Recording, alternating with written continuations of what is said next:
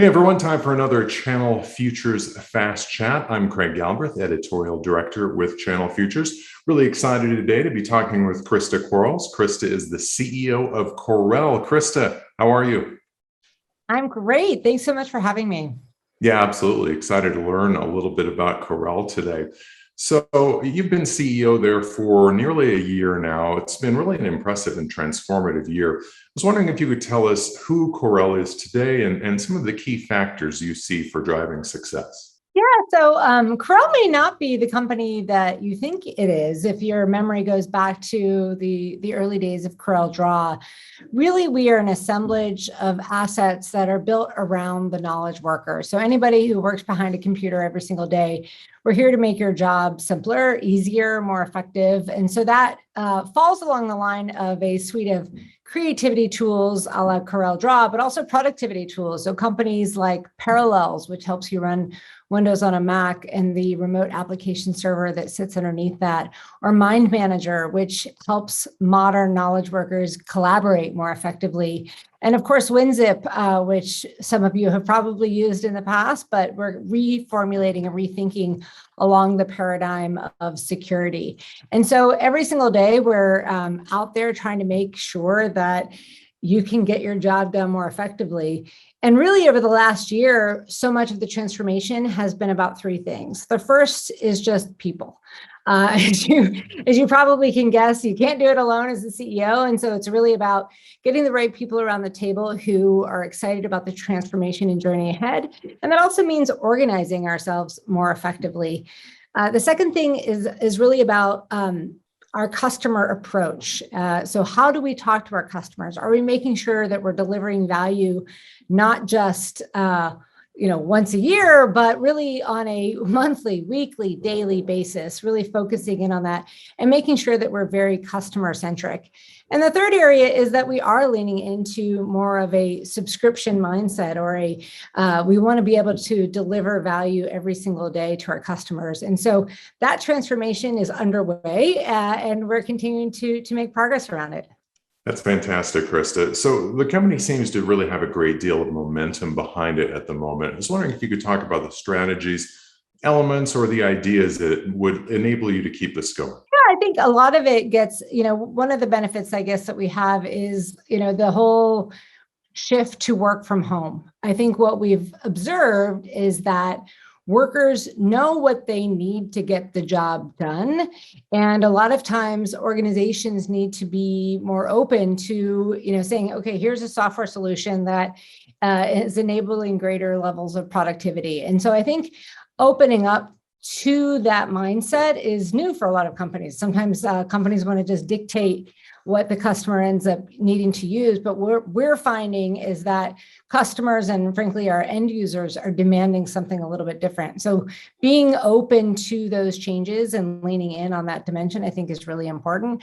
But it also goes to shifting the culture of the organization. I come from a very kind of diverse and inclusive background. And I think, creating space for diverse and ideas and how do those take shape and how do we make sure that we're leaning in new and interesting ways. And I think that creates a platform for innovation.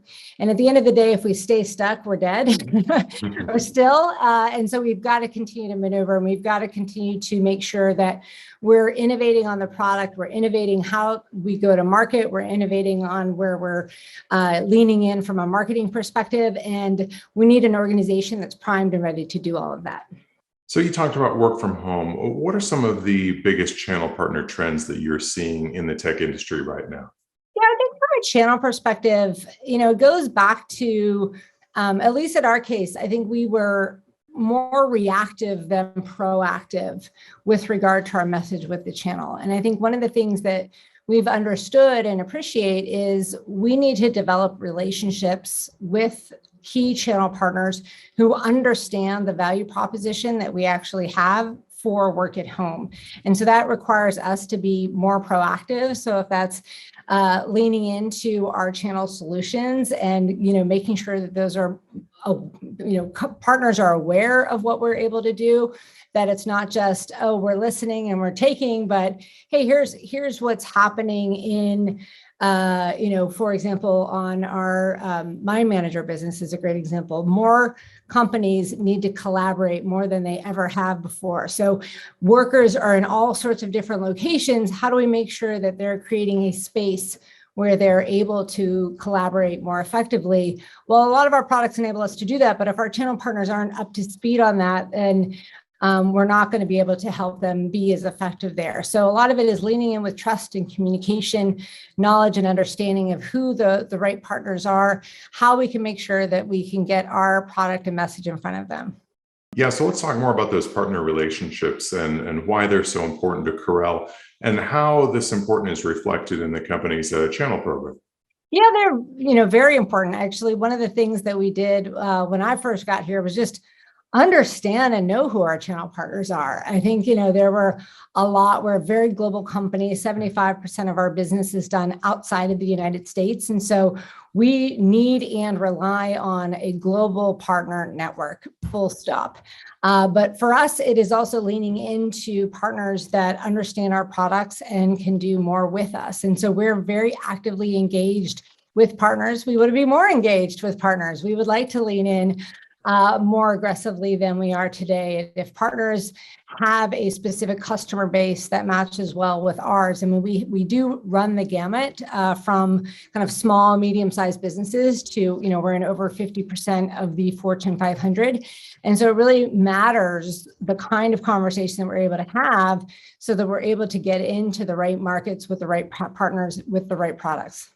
So finally, Krista, what additional information would you want a new or a potential partner to know about Corel and your newly launched partner program? Yeah, I think that what's most important here is that this is a program that's bringing together an incredible portfolio of software applications from Corel Draw to Mind Manager, Parallels, WinZip. And we believe that it will enable our partners to offer just a wealth of application from a single vendor that's hopefully very easy to work with and really committed to the relationship that we're building underneath. We're very responsive to our customer needs, and we want to deliver value every single day, full stop. All right. I want to leave our partner audience with this. If you want more information, you can reach out via email at partners@corel.com to reach the global channel team. Or, of course, you can visit Corel at corel.com/partners. Krista, thanks for your time today. It's been great chatting with you and learning more about Corel.